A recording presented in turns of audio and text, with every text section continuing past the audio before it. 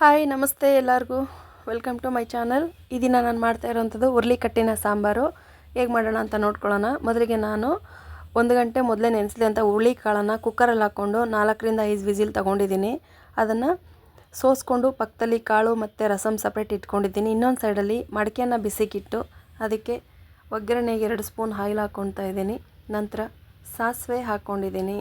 ಸಾಸಿವೆ ಸ್ವಲ್ಪ ಚಿಟಪಟ ಅಂತ ಸಿಡಿದ ನಂತರ ಜೀರಿಗೆ ಹಾಕೋತಾ ಇದ್ದೀನಿ. ಸ್ವಲ್ಪ ಜೀರಿಗೆ ಹಾಕ್ಕೊಂಡೋಗಿದೆ.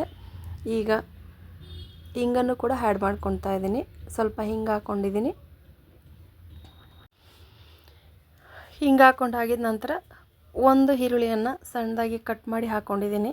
ದಪ್ಪ ಈರುಳ್ಳಿನ ಬಳಸ್ತಾ ಇದ್ದೀನಿ ಇಲ್ಲಿ. ನಂತರ ಸ್ವಲ್ಪ ಕರಿಬೇವಿನ ಸೊಪ್ಪು ಹಾಕ್ಕೊತಾ ಇದ್ದೀನಿ. ಇದನ್ನೆಲ್ಲ ಚೆನ್ನಾಗಿ ಎಣ್ಣೆಯಲ್ಲಿ ಹುರ್ಕೋಬೇಕು. ಈರುಳ್ಳಿ ಕೆಂಪಾಗೋವರೆಗೂ ಹುರ್ಕೊಂಡು ನಂತರ ಒಂದು ಟೊಮೊಟೊವನ್ನು ನಾನು ಆ್ಯಡ್ ಮಾಡ್ತಾಯಿದ್ದೀನಿ. ಟೊಮೊಟೊ ಚೆನ್ನಾಗಿ ಒಗ್ಗರಣೆಯಲ್ಲಿ ಬೇಯಬೇಕು. ನಂತರ ಇದಕ್ಕೆ 2 ರಿಂದ 3 ಒಣಮೆಣ್ಸಿಕಾಯನ್ನು ಕೂಡ ಹಾಕೋತಾ ಇದ್ದೀನಿ. ನಾನು ಬ್ಯಾಡಗಿ ಮೆಣಸಿಕಾಯಿ ಯೂಸ್ ಮಾಡಿದ್ದೀನಿ. ನಂತರ ಚೆನ್ನಾಗಿ ಹುರ್ಕೊಂಡು ಮಾಡಿಟ್ಟಂಥ ಹುರುಳಿಕಟ್ಟನ್ನು ಇದಕ್ಕೆ ಸೇರಿಸ್ಕೊತಾ ಇದ್ದೀನಿ. ಹುರುಳಿಕಟ್ಟು ಸೇರಿಸಿದ ನಂತರ ಇದು ಚೆನ್ನಾಗಿ ಕುದಿಯೋಕ್ಕೆ ಬಿಡಬೇಕು. ನಂತರ ಇದಕ್ಕೆ ಸಾಂಬಾರು ಪೌಡರನ್ನು ಕೂಡ ಆ್ಯಡ್ ಮಾಡ್ಕೊತಾ ಇದ್ದೀನಿ.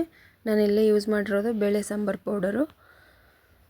ಎಷ್ಟು ಖಾರಕ್ಕೆ ಬೇಕೋ ಅಷ್ಟನ್ನು ಸಾಂಬಾರು ಪೌಡ್ರ್ ಹಾಕ್ಕೊಂಡು ನಂತರ ಇದು ಚೆನ್ನಾಗಿ ಸಣ್ಣ ಊರಿನಲ್ಲಿ ಕುದಿಯೋಕ್ಕೆ ಬಿಡಬೇಕು.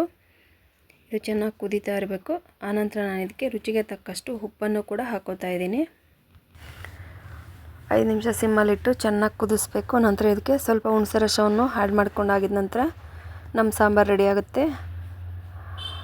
ನೆಗಡಿ ಶೀತ ಆದಾಗಂತೂ ಈ ಸಾಂಬಾರು ಮಾಡ್ಕೊಂಡು ಕುಡಿದ್ರೆ ತುಂಬ ರಿಲೀಫ್ ಅನಿಸುತ್ತೆ. ಇಷ್ಟ ಆದರೆ ಶೇರ್ ಮಾಡಿ, ಲೈಕ್ ಮಾಡಿ, ಕಮೆಂಟ್ಸ್ ಮಾಡಿ, ಸಬ್ಸ್ಕ್ರೈಬ್ ಮಾಡಿ. Thank you for watching.